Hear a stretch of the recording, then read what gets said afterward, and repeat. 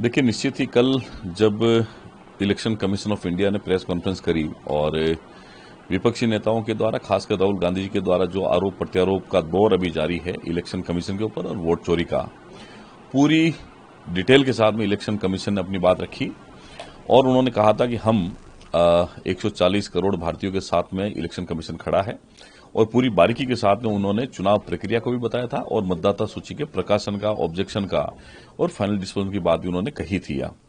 लेकिन मुझे लगता है कि ये दुर्भाग्य है कि कांग्रेस जब सत्ता में नहीं है तो कहीं न कहीं राजनीतिक प्रोपेगेंडा के उद्देश्य से उन्होंने इस तरीके से बेबुनियाद आरोप इलेक्शन कमीशन पर लगाए हैं, जो एक स्वायत्तशासी संस्था है।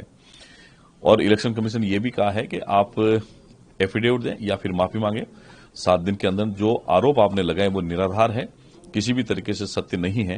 तो ये कहीं न कहीं महज राजनीतिक महत्वाकांक्षा लिए और अपनी हार को पचाने के लिए विपक्षी दलों के द्वारा किया गया प्रोपेगेंडा है, जिसको देश की जनता भी समझती है।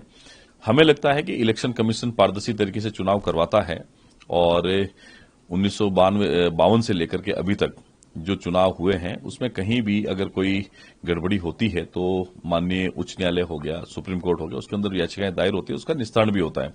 लेकिन अभी जो एसआईआर की बात हो, चाहे वोट चोरी की बात हो, मुझे लगता है ये आरोप निराधार है। इलेक्शन कमीशन पूरे ईमानदार से, पारदर्शी तरीके से काम कर रहा है, उनको काम करने देना चाहिए। मुझे लगता है चुनाव में जीत के लिए जनता में विश्वास बनाना पड़ता है। जो विश्वास कांग्रेस खो चुकी है उसी को वापस पुनर्जीवित करने के लिए प्रोपेगेंडा के तहत इस प्रकार का जो दुष्प्रचार है कांग्रेस और राहुल गांधी के द्वारा किया जा रहा है। आज भी राज्यसभा प्रदर्शन चल रहा है, प्रोटेस्ट कर रहे हैं, इसके कारण स्थगित करी गई है और अखिलेश यादव और मल्लिकार्जुन खड़गे। देखिए, ये एनडीए सरकार के खिलाफ एक सुनियोजित तरीके से षड्यंत्र है जो इंडी गठबंधन के महाठग नेताओं के द्वारा किया जा रहा है। ये सभी लोग सत्ता से बाहर हैं। सत्ता में आने के लिए उनका जनता में कुछ न कुछ दुष्प्रचार करके विश्वास बनाने का प्रयास इंडी गठबंधन के नेताओं के द्वारा किया जा रहा है। लेकिन लगता नहीं इस प्रकार का कभी कोई उनका जो प्रयास है सफल होगा।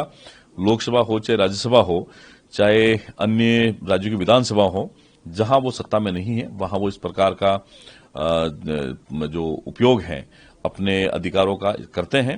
लेकिन मुझे लगता है इस प्रकार को नहीं करना चाहिए, क्योंकि बहुत करोड़ों रुपए खर्च होते हैं देश की लोकसभा राज्यसभा चलने में।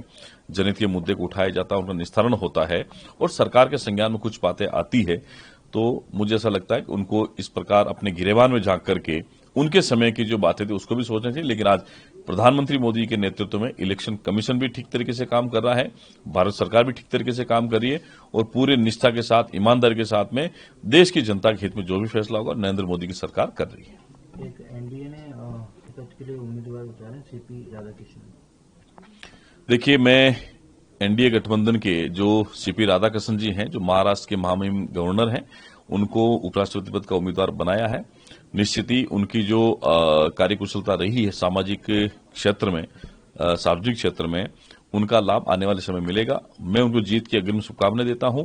ये एनडीए गठबंधन का सामूहिक फैसला था कि सीपी राधाकृष्णन जैसे बड़े व्यक्ति को, जिन्होंने लगातार कई वर्षों तक सार्वजनिक क्षेत्र में सेवाएं की है, इस देश के लिए वो एक मजबूत प्रभावी उपराष्ट्रपति के रूप में अपनी भूमिका का निर्वहन करेंगे। उनको पूरे प्रदेशवासियों की तरफ से जीत की अग्रिम शुभकामनाएं।